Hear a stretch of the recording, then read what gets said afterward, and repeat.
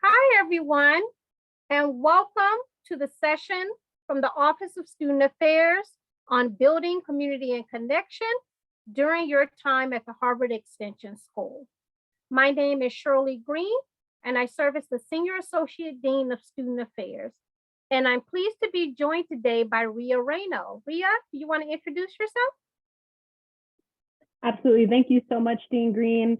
And thanks to everyone who's here today. My name is Ria Rano. I am the Assistant Director of Student Activities for Harvard Extension School, and I help to support the Office of Student Affairs in our community building initiatives and activities. And I'll go ahead and pass it back to Dean Green. Thank you, Ria, and thank you for joining us today. Before we get started, I just want to take a moment to ask everyone to tell us where you're coming in from. As you may know, Ria and I are based in the Cambridge area here on Harvard's campus.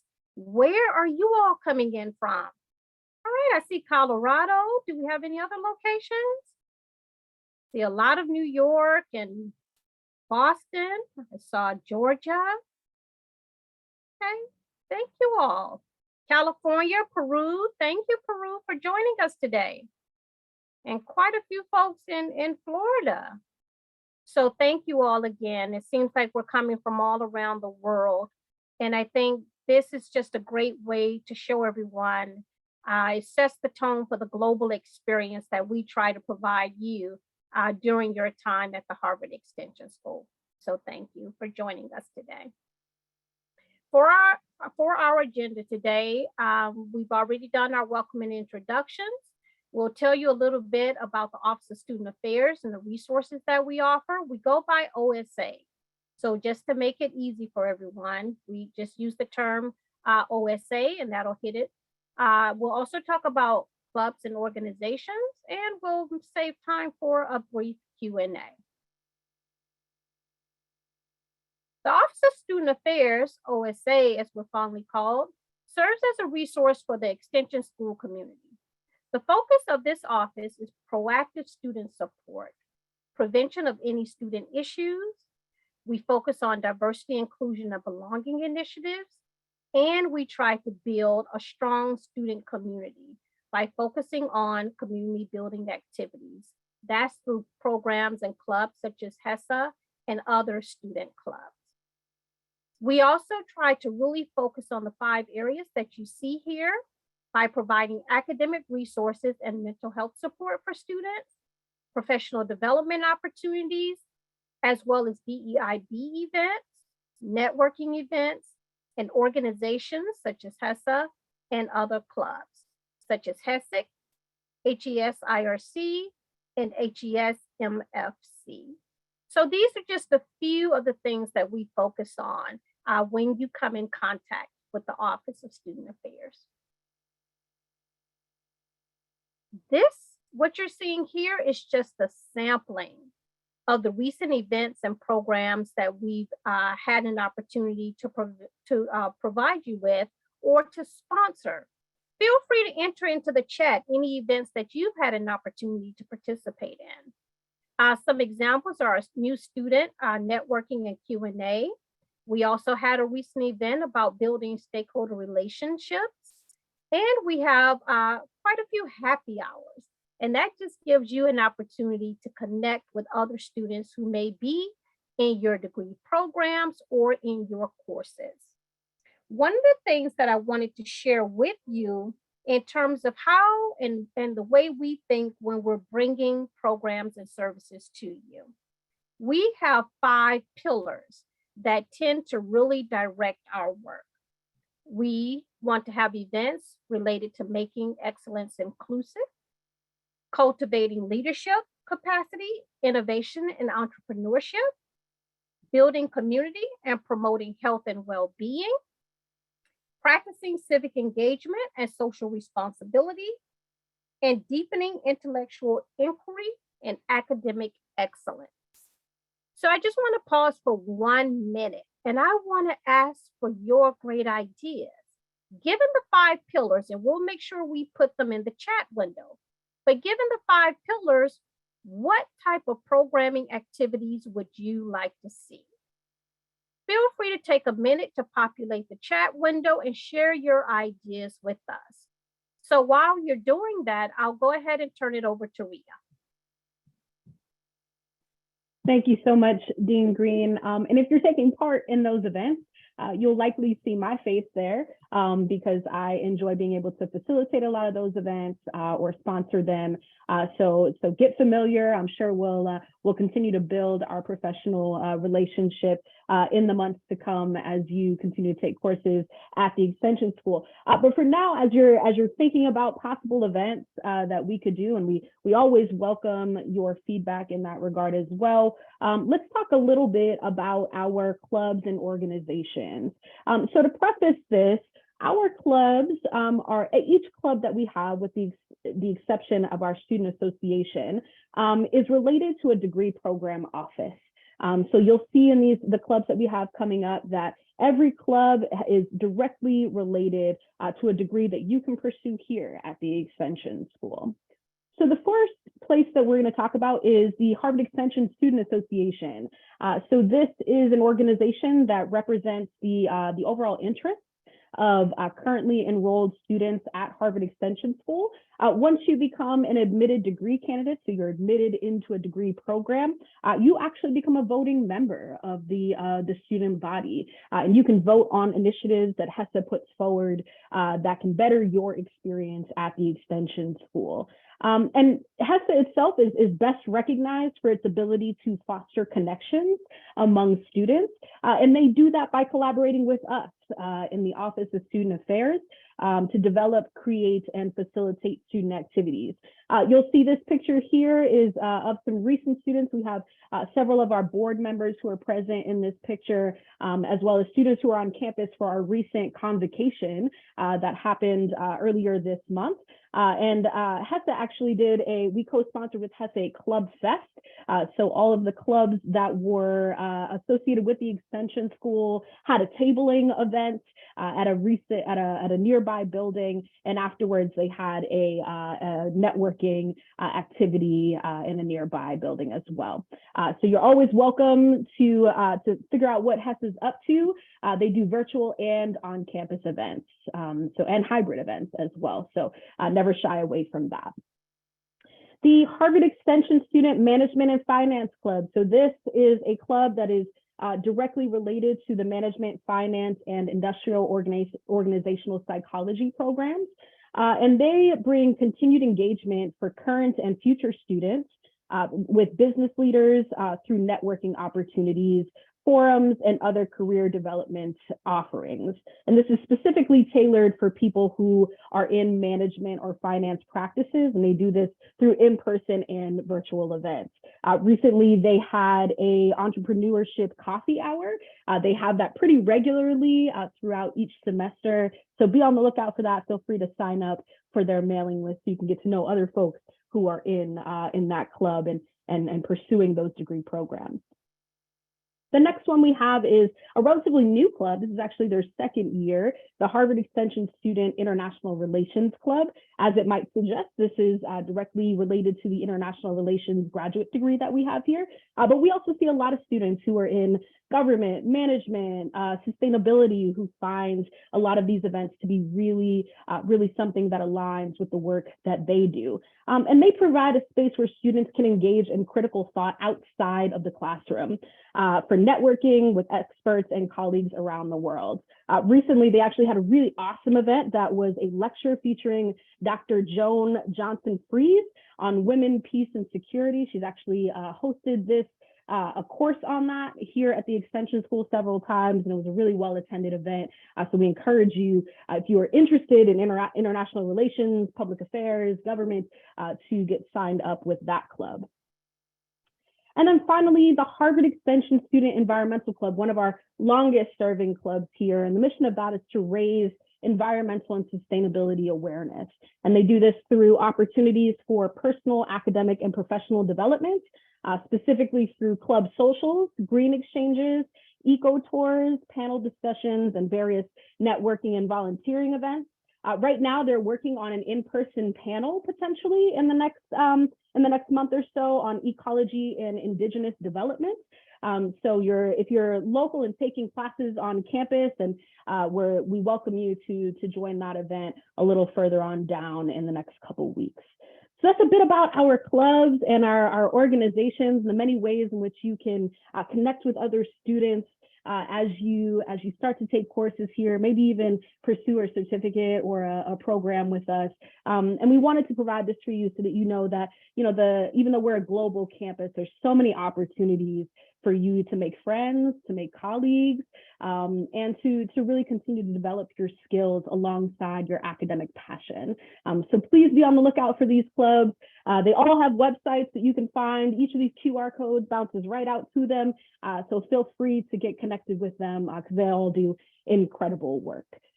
And so with that, we'll go ahead and move to our Q&A.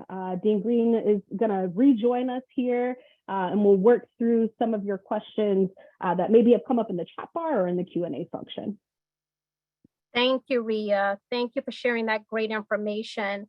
And I wanted to jump in real quick, Ria, and ask if you can share the link to our latest newsletter so folks can just kind of get an idea of how we go about communicating with enrolled students about all of the great events and activities that are coming up. So we like to send a newsletter bi-monthly, every other week, to our enrolled students just to keep them actively engaged and so that they know the events and activities that are coming up. So we strongly encourage you, if you're currently enrolled and you haven't received a newsletter, please let us know and we'll make sure we add you to the list. And I have a question. Let me see. Does HES have community offices in various cities with representatives who host local HES activities? Jennifer, in terms of how the OSA hosts regional or local activities, we actually have what we call the Global Ambassadors Program. And we will be opening up a call in the coming weeks for representatives from various cities who are interested in hosting activities in their region. So we do have those type of opportunities and we do utilize them to build a community.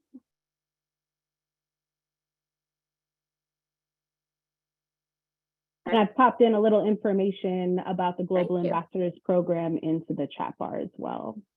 Thank you, Ria. Applications aren't open yet, but we definitely hope to have them open in the coming weeks. Perfect. And we also see a question here about, are virtual meetups encouraged for someone who lives far from Cambridge? Yes, absolutely. You'll see in that newsletter link that I posted a little earlier and that Dean Green was speaking about, that we post all of the events in that newsletter. It's also on our website, so you're welcome to register through there as well. This is the best way to connect with other students and to build community. So the OSA puts on at least 1 or 2 events a week, many of which are virtual because most of our students are global. And most of our events also have some sort of networking piece to it as well. So it's a great way for you to meet other people as well as getting FaceTime with folks like us. We had another great question, Ria, about how do you sign up for the newsletter? If you are actually enrolled, if you're currently enrolled, you will receive a copy of the newsletter automatically. So it really goes out to our currently enrolled students so that they're able to participate in any of the great events that we have coming up. Thank you for that great question. Other questions we may have.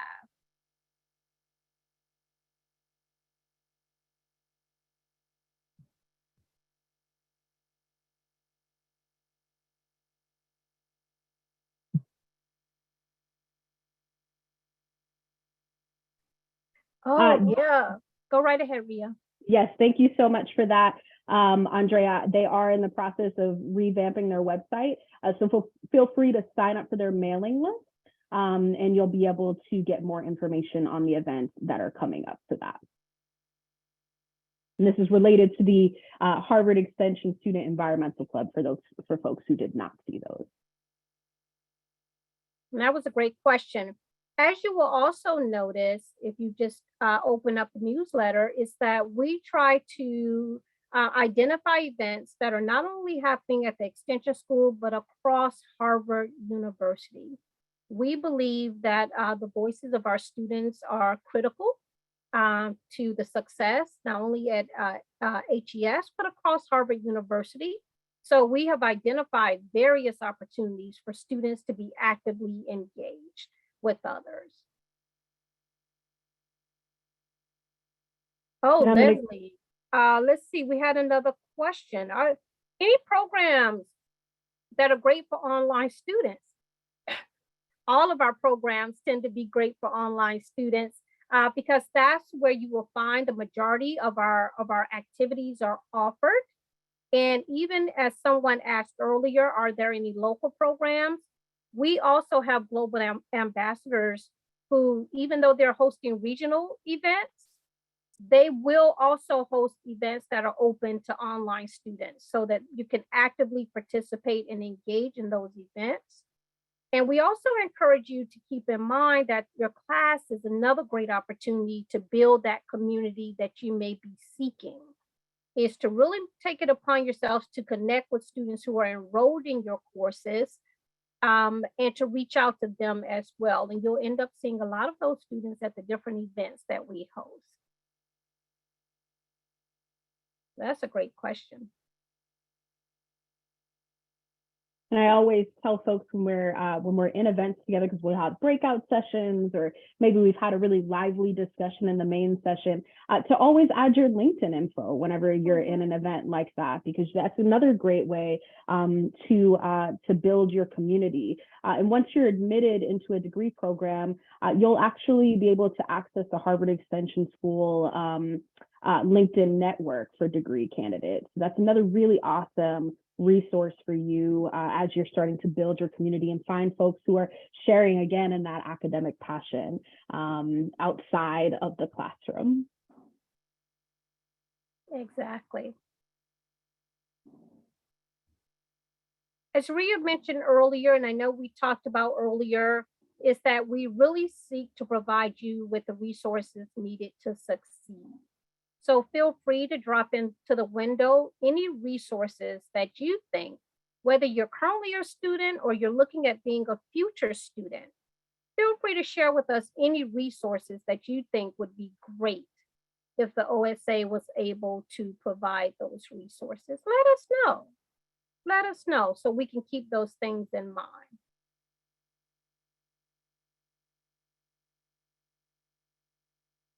And I see another question here, Dean Green. Okay. Can online students have on-campus learning opportunities as well? Yes, we love that. In fact, most of our, if not all of our degree programs require some sort of on-campus activity, especially now that we've moved into the place that we are in returning to on-campus activities. So you're welcome to take courses on campus as long as you are in compliance with our vaccination requirements.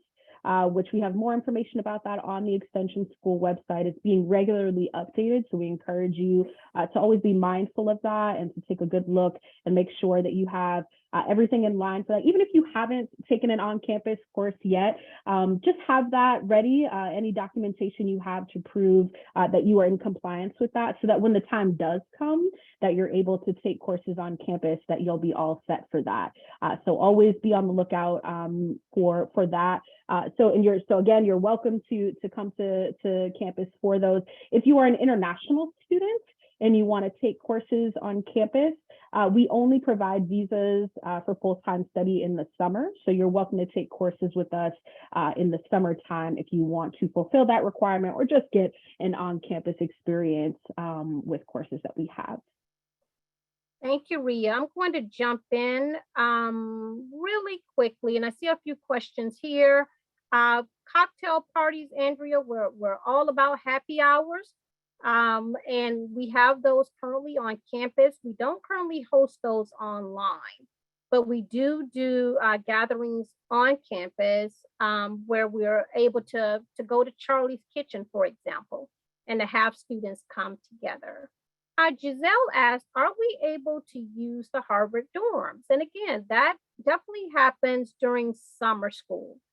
During the academic year, the Harvard dorms are occupied. by students, undergraduate, graduate students from across the university. So we don't have access to those dorms because we serve a population, many of whom do not live near campus or in the Cambridge area.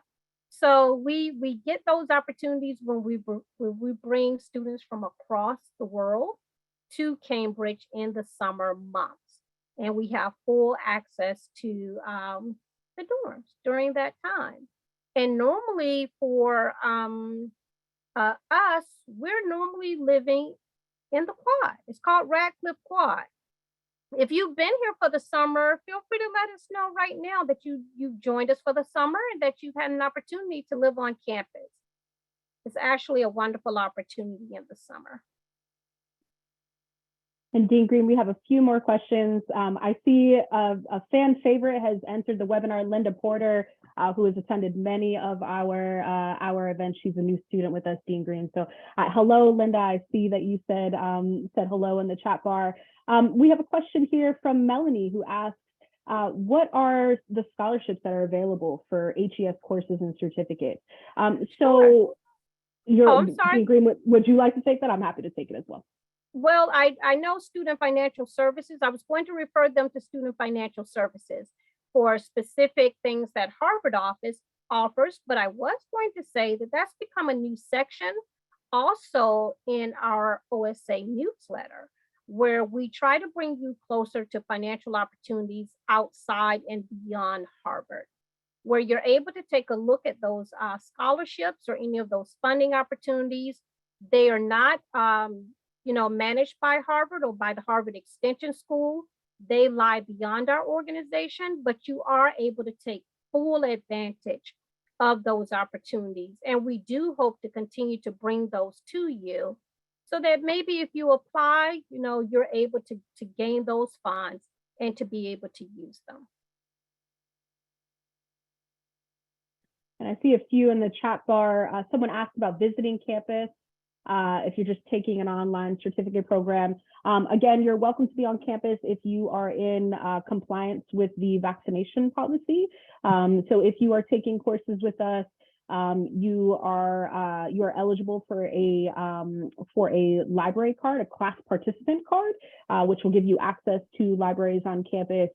Again, you do have to have proof of vaccination on file for us to give that to you and to have you on campus. But there are also lots of places in which you can take official tours at Harvard, specifically at the Smith Campus Center. They run tours pretty regularly each day, so you're welcome to join us for that as well. Thank you, Leslie, for adding the guidelines for vaccination. And Giselle, go ahead, please, Dean Green. No, you go right ahead. Giselle asked another question here about how can you do the entire program on campus? Yes. Again, absolutely something that you can do. Generally, most of our students, because we're a global campus, do at least some classes online, if not most of them. But if you are able to take all your courses on campus, and again, are in compliance with that policy, you're welcome to do so. And I want to add a little bit. I think you said Giselle asked that question. Giselle, currently, while that might be ideal, you won't find a situation where 100% of your degree program is going to be offered on campus. That's just not how we're very much into a hybrid type of learning environment. So you won't find a situation where, your degree programs may be, some courses are on campus and other courses are actually online, which gives great flexibility and accessibility to students from around the world. So that is how the majority of degree programs are situated. We have a question in the Q&A here for students who are enrolled in HES. Can students start up their own organization or club? If so, how can students do this through the OSA? This is a great question. You would need to, it's a bit of a process. You definitely need to get a lot of buy-in from the degree program office, because remember, all of our clubs have to be associated with a degree program office. You also have to have at least 10 people who are interested in starting the club, and there is an application process. If you're an admitted degree candidate and you are, interested in starting a club a little later on down the road, you're welcome to get in touch with me directly, and I can put you in touch with the right people. The Office of Student Affairs goes through that process alongside the Harvard Extension Student Association and the degree program offices. So it's kind of a trifecta of folks who put that together, but it's always an option. And if you are interested in that later on down the road, please feel free to get in touch with me directly. Thank you, Ria. I think we have a question here from Babita. I hope I'm saying your name correctly. In terms of graduate programs, I'm not aware that we accept transfer credits, but you can definitely, Ria, if you can put the link in there where Babita can actually talk to an admissions advisor and get more information about the graduate degree programs. So feel free to complete the form and they will be sure to follow up with you to answer any questions you have about the degree programs. Do I need to be vaccinated? Alana, we're going to put the link in for COVID so that you understand some of the policies related to vaccinations. There's a lot of information there, so I don't want to confuse anyone or mess any of that information up. So we're actually going to put it in the window for you. There you go. Thank you, Ria. Okay, we have about 5 more minutes left. Do we have any questions remaining? We're definitely going to save the chat so we can, take advantage of your great recommendations. But please let us know if there are any other questions that you may have. I see one question about ID cards. I believe ID cards are issued to our degree candidates, but Ria can put in a link in terms of ID cards as well. Ria, that's not too much trouble. Thank you.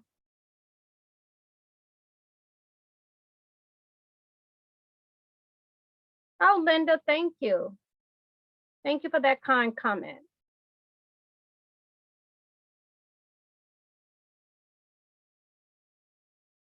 Jessica, the campus is nonstop in terms of summertime and students who come to the summer school program and enroll.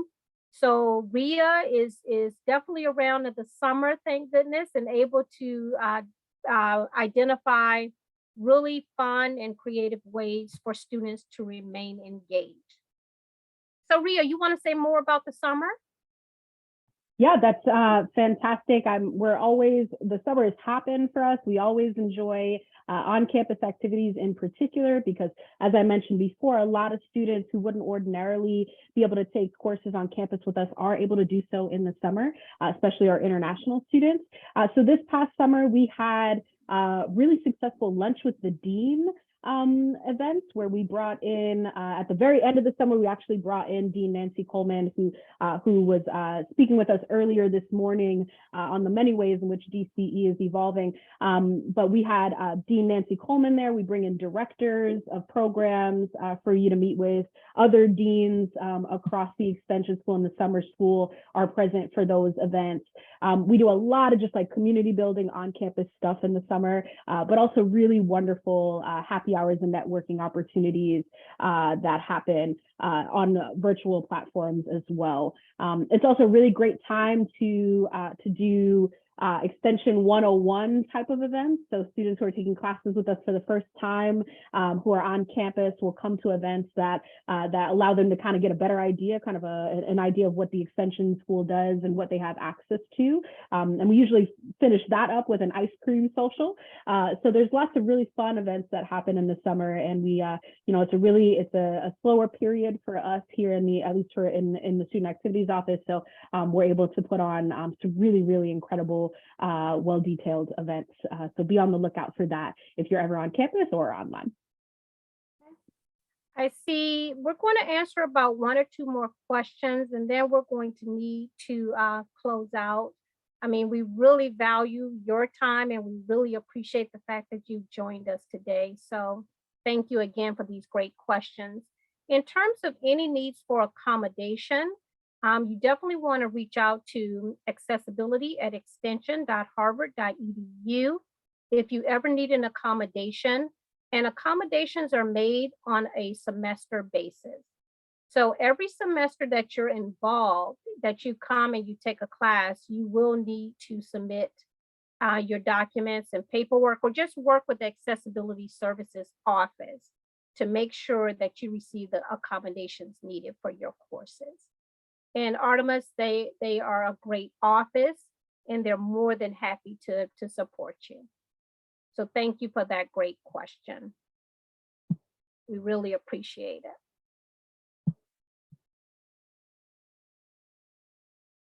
Oh no, thank you all. This has been great. And thank you for joining me tonight. And thank you for being here with me and Ria. We really appreciate it. Ria, any last minute words? Yes, I am looking forward to seeing many of you at our future events, both on campus and online. We look forward to supporting you and whatever that looks like for you. Never hesitate to reach out to Dean Green or myself. We always want to make sure that your experience here is one that you feel supported in every dimension. So feel free to connect with us anytime, and we'll be sure to acknowledge you in the months to come, when I'm sure you'll be joining us for an event like this in the future. Thank you, Ria, and thank you all once again for joining us. We don't see you by face, but we definitely, feel the connection, and we definitely appreciate the time that you've taken to spend with us and to get to know more about the work that we do in supporting you. We hope, if you're not already in a course, that you will take this opportunity to enroll in a J-term or a spring course, and that you would definitely consider enrolling in one of our degree programs. We'll be here and we'll be waiting for you. So thank you again.